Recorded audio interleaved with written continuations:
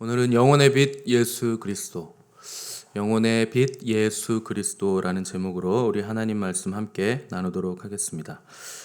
사울이 기독교인을 잡아넣기 위해서 다마스커스로 길을 가던 중에 갑자기 하늘로부터 빛이 비쳤고 또 사울은 땅에 엎드러져서 떨고 있었습니다. 이때 하늘로부터 음성이 들렸는데 4절 보시면 사울아 사울아 네가 어찌하여 나를 박해하느냐라는 음성이 들려왔습니다.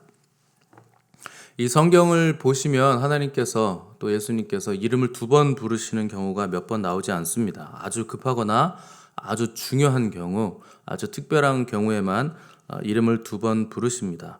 아브라함이 이삭을 번제로 바치기 위해 칼을 들었을 때 그때 하나님은 다급하게 아브라함의 이름을 두 번 부르셨고 또 어린 사무엘을 이스라엘의 선지자로 세우실 때 하나님의 이상과 또 계시가 사무엘에게 처음으로 임할 때 그 어린 사무엘의 이름을 두 번 부르셨습니다. 또 신약에서 우리 주님은 베드로가 주님을 배반했다가 돌이킬 것을 미리 말씀하실 때 시몬아 시몬아 사단이 밀가부르듯 하려고 너희를 청구하였으나 내가 너의 믿음이 떨어지지 않기를 기도했다. 너는 돌이킨 후에 너의 제자들도 형제들을 굳게 해라. 이렇게 부탁하실 때 중요한 말씀이었기 때문에 시몬의 이름을 두 번 부르셨고 부활하신 뒤에 오늘 우리가 본 본문의 그 다메섹 도상의 사울에게 주님께서 나타나셨을 때 이 사울의 이름을 또 두 번 부르셨습니다. 두 번 부르셨다 하는 것은 우리 주님께서 사울을 얼마나 깊은 관심과 또 애정을 가지고 그를 부르셨는가 하는 것을 보여주시는 겁니다. 사울이 주님께 얼마나 의미가 있고 그를 향한 주님의 목적 그것을 가지고 계시기 때문에 주님께서 사울을 두 번이나 엄하게 부르셨습니다. 오늘 여러분 기도하실 때 주님께서 여러분의 이름을 부르시는 역사가 있기를 바랍니다. 하나님께서 우리의 이름을 부르신다면 그것은 우리를 향한 주님의 크고 놀라우신 계획이 있다는 뜻입니다. 우리를 향한 깊은 애정과 계획과 사랑과 또 격려를 가지고 부르신다는 뜻입니다. 주님의 우리의 이름을 불러주시기만 하시면 그것만으로도 우리는 아주 놀라운 새 힘을 얻게 되는 것입니다. 힘들고 지쳤을 때 주님께서 나의 이름을 부르시는 것을 경험해 보신 분들은 그것이 얼마나 힘이 되는지 아실 겁니다. 저도 목회자가 되기 전에 일을 하면서 또 알바를 하면서 또 간혹 힘들 때가 있었는데 그때마다 주님은 저를 불러주셨습니다. 그때 대단한 걸 말씀하신 게 아니라 무슨 말씀을 하시느냐? 딱 하나입니다. 내가 널 사랑한다. 그러면 힘든 건 다 사라집니다. 피곤함도 다 사라집니다. 뭐든지 할 수 있게 되고 뭐든지 견딜 수 있게 되고 뭐든지 다 극복할 수 있게 되는 것입니다. 그것이 전부이기 때문에 그렇습니다. 주님이 나를 사랑한다는 것, 그것이 우리 인생의 전부이고 그것이 우리 인생의 목표이고 목적이고 우리 존재의 존재됨이 바로 주님의 사랑이기 때문에 그렇습니다. 우리 주님께서 사울에게 네가 어찌하여 나를 박해하느냐라고 말씀하신 것을 주목해 보셔야 됩니다. 주님은 사울에게 네가 어찌하여 내 제자들을 박해하느냐, 네가 어찌하여 내 교회를 박해하느냐 이렇게 묻지 않으시고 네가 어찌해서 나를 박해하느냐 이렇게 물으셨습니다. 사울은 예수님 만난 적도 없고 예수님 대놓고 핍박한 적도 없습니다. 그런데 예수님을 믿는 사람들을 박해하는 것이 곧 예수님을 박해하는 것이다 하는 것을 주님이 말씀하신 것입니다.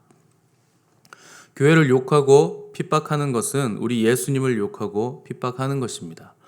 우리 주님은 주님의 자녀들이 박해받는 것을 주님이 박해를 받으시는 것으로 여기십니다. 그만큼 주님은 우리와 한 몸이시고 또 우리와 한 배를 탄 운명 공동체다 하는 것입니다.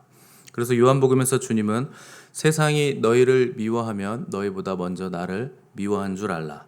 너희가 세상에 속하였으면 세상이 자기의 것을 사랑할 것이나 너희는 세상에 속한 자가 아니요 도리어 내가 너희를 세상에서 택하였기 때문에 세상은 너희를 미워한다. 이렇게 말씀을 하셨습니다. 사울은 자기가 본 적도 없고 박해한 적도 없는 주님이 왜 나를 박해하느냐고 물으니까 깜짝 놀라서 주여 누구십니까? 이렇게 물었습니다. 거부할 수 없는 위엄과 신성의 찬란함을 느꼈지만 그분이 누구이신지 제대로 모르기 때문에 그저 주여 누구십니까? 이렇게 당황해서 물어볼 수밖에 없었던 것입니다. 그때 주님께서 네가 박해하는 예수라 하는 답변을 하셨을 때 사울은 본능적으로 이제 자신의 삶이 완전히 뒤바뀌어야 한다는 것을 알게 됐습니다. 왜냐하면 그의 영혼의 빛이 임했고 그의 귀로 주님의 음성을 들었고 그의 보지 못하던 눈이 닫히고 주님을 볼 수 있는 영적인 안목이 이제 열렸기 때문입니다. 어느 누가 하나님의 그 찬란한 빛과 또 그분의 임재 앞에서 지난 과거를 돌이키지 않고 버틸 수가 있겠습니까? 그분의 찬란하고 빛나는 아름다운 임재를 경험하면 지금까지의 내가 추구했던 가치, 지금까지 내가 살아왔던 삶, 내가 귀하다고 여겼던 세상 모든 것들이 다 배설물처럼 여겨지게 되는 것입니다. 이후에 바울은 영광의 주님을 만난 이후로 내 주 그리스도 예수를 아는 지식이 가장 고상한 것을 내가 알았다, 이렇게 고백을 했습니다. 그래서 바울은 그때부터 그리스도를 얻기 위하여 모든 것을 버리고 배설물로 여김은 그리스도를 얻고 오직 그 안에서 내가 발견되려 함이라, 이렇게 고백한 것을 볼 수 있습니다. 우리가 왜 세상의 것을 버리지 못할까요? 우리가 왜 내 자존심을 버리지 못할까요? 우리가 왜 무언가를 붙들고 그것을 놓지 않으려고 발버둥 치면서 괴로워할까요? 왜 우리는 그리스도를 얻기 위해서 다른 모든 것들을 배설물로 여기지 못할까요? 그분의 임재를 경험하지 못하기 때문에 그런 것입니다. 그분의 찬란한 빛과 그분의 영광과 그 아름다우심을 제대로 만나지 못했기 때문에 그런 것입니다. 우리는 주님을 사랑한다고 입술로는 고백하면서 그분의 임재와 그분 자신의 아름다움은 추구하지 않습니다. 주님 때문에 생기는 어떤 부수적인 것은 우리가 추구하는데 그분 자체, 그분의 영광 그 자체, 그분의 그 아름다우심, 그 찬란하심, 우리가 그것 자체는 절대 추구하지 않고 있기 때문에 우리가 세상 것을 버리지 못하는 것입니다. 주님 때문에 생기는 어떤 것이 우리의 목적이 되어서는 안 됩니다. 그분 자신이 우리의 목적이시고 그분 자신이 우리의 모든 것의 모든 것입니다.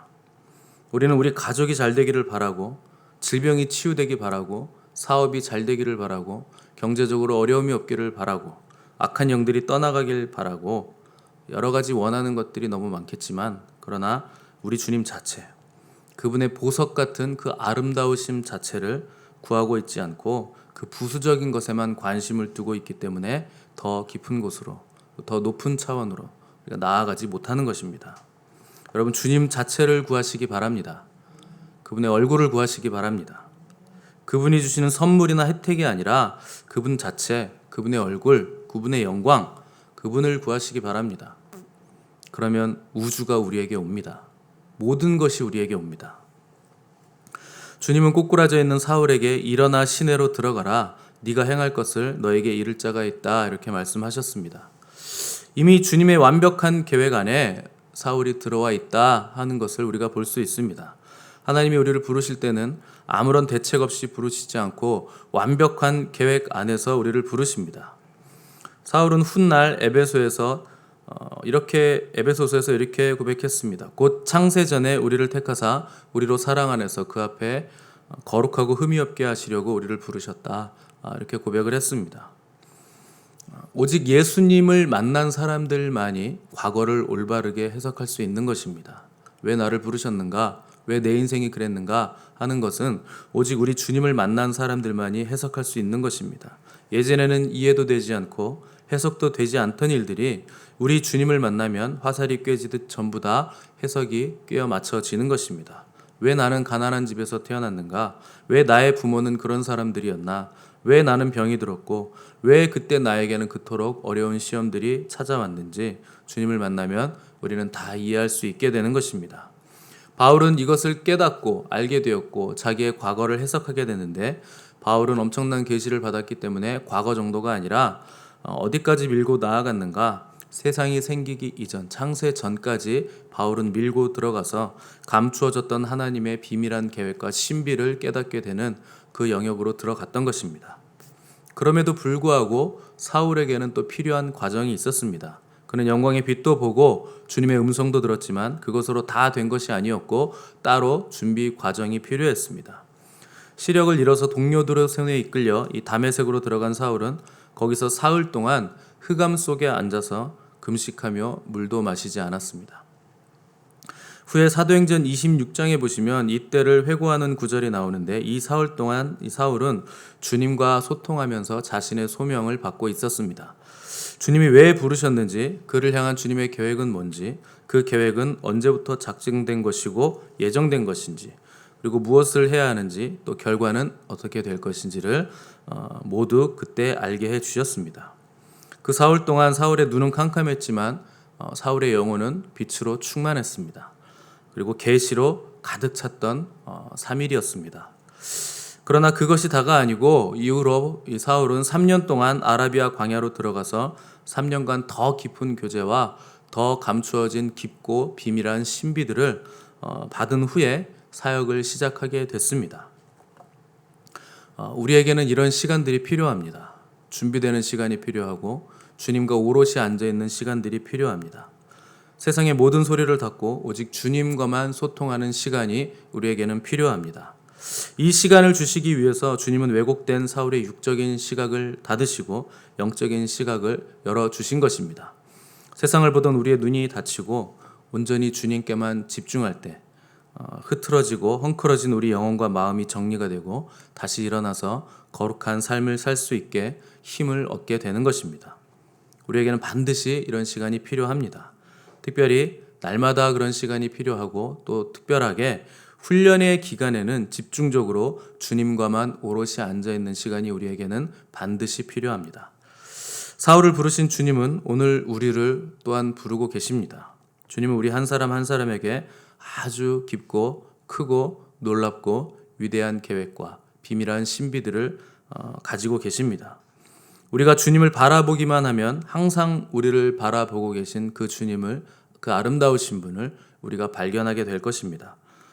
그분이 얼마나 영광스럽고 그분이 얼마나 아름답고 그분이 얼마나 모든 것의 모든 것 되시는 분인가 하는 것을 우리가 체험하게 될 것입니다. 그때야 비로소 우리가 나는 주님을 얻기 위해서 모든 것을 배설물로 여기고 그 안에서 내가 발견되기를 간절히 원한다 하는 이 바울의 고백이 우리의 고백이 될 것입니다. 그리스도를 얻기 위해서 모든 것을 배설물로 여겼던 이 영적 거장 바울의 고백이 우리 입술로 고백되는 은혜가 오늘 저와 여러분에게 임하는 복된 날이 되시기를 간절히 바랍니다. 함께 기도하겠습니다.